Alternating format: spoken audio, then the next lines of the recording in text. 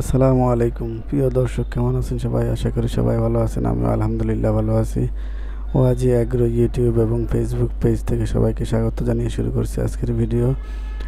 বন্ধুরা, আমার যে মুরগির খামার আছে সেই খামারটিতে আমার বেশ কিছু মুরগি আমি তৈরি করেছি। বড় মুরগি আছে আমার 20টা, আর মুরগির বাচ্চা আলহামদুলিল্লাহ এই পর্যন্ত আমরা প্রায় 50টার মতো ফুটিয়েছি। এখন সেগুলো আছে। তো হঠাৎ করেই আমার এই যে মুরগিটি দেখতেছেন, এটাকে আমরা আমাদের খামারে সিলভার সে ব্রাইট নামে ডাকি। এটা ছোটোকালে অনেকটা সিলভার সে ব্রাইটের মতোই ছিল। তো গতকালকে হঠাৎ করে কেন জানি এটার পা, এই যে এক পা অবশ হয়ে গেছে, যেটাকে প্যারালাইজড বলে। তো আমি প্রথমে বুঝতে পারিনি এটা প্যারালাইজড হয়েছে। তো এখন যে এই যে রাত্রের যে সিনারিটা দেখতেছেন, হাঁটতে পারে না।